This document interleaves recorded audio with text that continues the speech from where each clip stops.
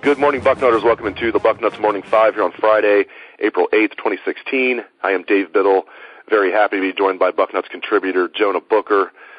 Jonah, there's an interesting Tim Beck video interview on our site right now. I invite the listeners to all check that out if you haven't already. It's free. Even if you're not a subscriber, you can check that out. And it was our first time interviewing Tim Beck since, I believe, last August. I think during camp in August of 2015 was our last time interviewing him. So they keep him away from the media pretty well. Extensive interview, though, and almost 12 minutes in length. Covered a lot of ground. What was your takeaway from that video interview, Jonah? The first thing that jumped out to me was, boy, was this guy somewhat in over his head to start, because he made a huge emphasis in the video and the interview, talking about how it was very difficult for him learning the offense on the fly, as well as learning the personnel, and as well as coaching up the quarterbacks. And we all seen it, Dave. There were times, throughout the entire season for the most part, the offense and the quarterback play took a big step back. The fundamentals took a big step back. And he's human. And the guy openly admitted that, hey, my head was pretty much swimming. I was trying to learn things, and it was very difficult. And we all saw the results of that. Yeah, but overall, he was very forthcoming, and, he seems like definitely a guy that's more, in tune to what's going on now. I don't know if he could have gone anywhere but up in that part of the discussion. But he seems like, he seems like a nice guy and everything. Kind of type of guy that you want to like. But he did contradict himself once in the interview, a major contradiction. He was asked about the Michigan State game. I thought Steve Hellwagen did a great job really pressing him on that. I was over interviewing J.T. Barrett while Steve was interviewing Tim Beck, and Steve really pressed him on the Michigan State game. And Tim Beck gave the answer, initially said it was lack of execution. And Jay Book, what's that code for? Lack of execution, basically he's trying to put it back on the players. Yeah, exactly. The players messed up. That's coach code for, lack of execution means we did everything right. The players just screwed up, right? That's usually how I take it.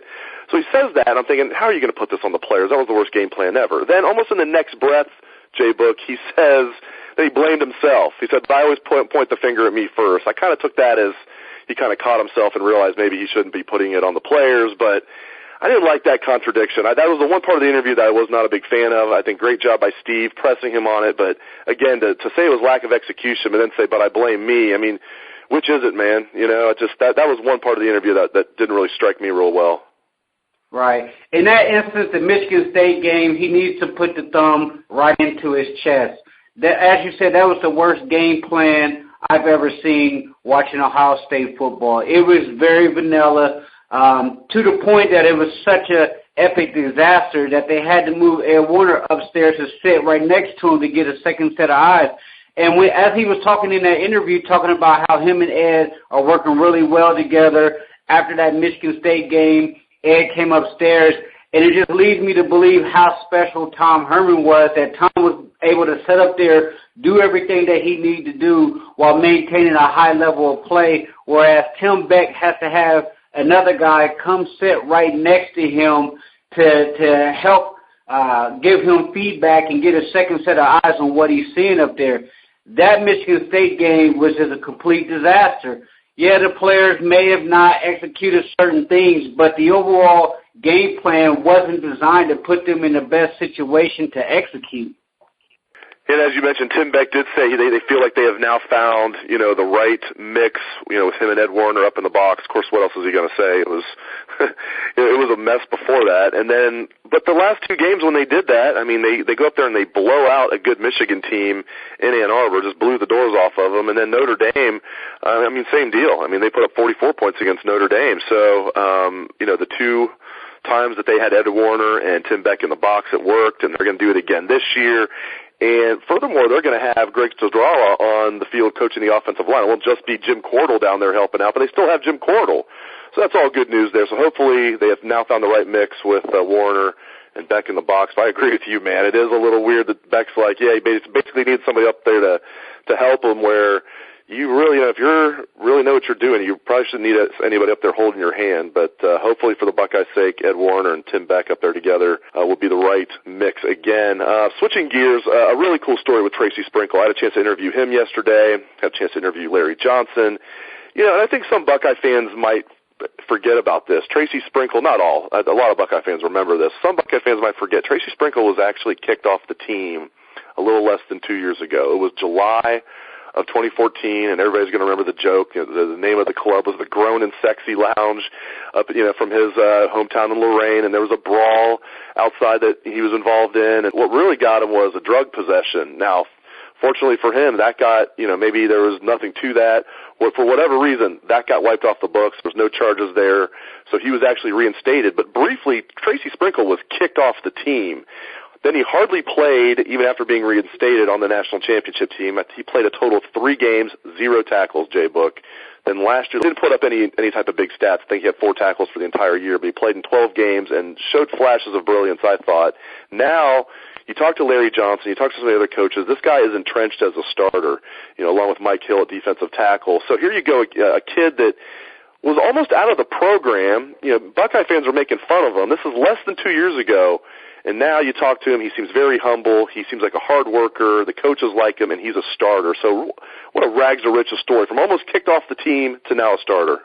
Yeah, it's a really cool story, and I'm happy for Tracy. You like to see guys who were down on their luck and, they were able to overcome adversity and dig themselves out of their hole. And you almost look at the opportunity that Tracy got against Notre Dame, it's because Adolphus Washington got in trouble, so Tracy was able to slide in there in lieu of him, and he took advantage of that opportunity. He played absolutely outstanding against Notre Dame. The guy was in the backfield making plays, and I said at the time, Tracy Sprinkle, if he can build upon what he did against Notre Dame, have a solid winter workout, and parlay that into a starting position, the guy can actually play some football. And that's what it looked like he's doing. So I'm very happy for him. Larry Johnson is doing a heck of a job developing those guys on the interior defensive line. I know a lot of our Bucknuts posters are absolutely freaking out in regard to the defensive tackle, but I like where those guys are at. You have some young, hungry pups that are ready to bite, and then you throw in Tracy and Michael Hill. I like where this group is headed. Along those same lines, a kid that's really surprised the hell out of me is Devon Hamilton. I did not expect much from him. I thought maybe down the line, if he stayed in the program, kept his nose down and just worked, maybe, by next year, or maybe by his, at the very worst, maybe his fourth-year junior season, he could be, a guy that could get in the rotation and help the Buckeyes. Well, here he is, a redshirt freshman, and he's really coming on. Looks like he'll be in the rotation this fall. What a pleasant surprise. Big kid, 6'4", 300 pounds. J-Book, he wasn't even ranked in the top 1,000. If you get on his player page on 24/7 Sports, he was ranked as it's almost like it looks like a misprint. He was ranked as the number 89 defensive tackle in the country, the number 67 player from Ohio, and he was ranked as 1,034 in the country. I've never seen Ohio State have a player that wasn't ranked in the top 1,000 since 24/7 Sports started doing this. Not only is he proving the recruiting rankings wrong, this kid might be out there on the field as a redshirt freshman. He's not going to be a starter or anything, but in the rotation, what a pleasant surprise. Yeah, this guy is cornbread thick. He's one of those guys that you see coming off the bus, and you're like, oh my goodness, who is this guy? And he's not just one of those guys you see him and you're like, oh, he's looking like Tarzan and he plays like Jay. No, this guy can play some football, and he's one of those Larry Johnson specials, I like to call it, guys that weren't very highly ranked, and they're turning out to be diamonds. And as you mentioned, he wasn't ranked very high by the recruiting services, a local kid, and a lot of people, they like to poo-poo on, Columbus area high school football, and this guy's turning out to be a ball player. And I was with you. Everybody was saying, hey, Big Bob Landers is going to be the guy. And then Cornell's moving down, and then Draymond Jones is moving down to D-tackle. But Hamilton is really coming on. He's a young player. He red-shirted, and all indication is this guy is ox strong in the weight room. And if you see him, he's 300-plus pounds, and he is absolutely jacked up. So I'm excited to see what he's going to do. But this is another kudos to Larry Johnson. He's developing those young guys down there. Now, obviously, they have to, really prove it on the field and show that they can play at an elite level. But in order for you to start at Ohio State, you have to be doing something right. And right now, guys in Hamilton and Tracy Sprinkle, who are really coming on as, 3-star recruits that weren't highly regarded, it makes you feel good about the direction that the program is headed, because the biggest thing for Ohio State that separates them from majority of the programs, maybe outside Alabama, is the player development is second to none in the country. As mentioned earlier, I had a chance to interview J.T. Barrett yesterday after practice, and you can see that story, that video on the site right now. And, my main question for J.T. was, what is his biggest improvement from 2 years ago? As we all know, as a redshirt freshman, he took the world by storm, even though he didn't know he was going to be the starting quarterback until about 2 weeks before the opener.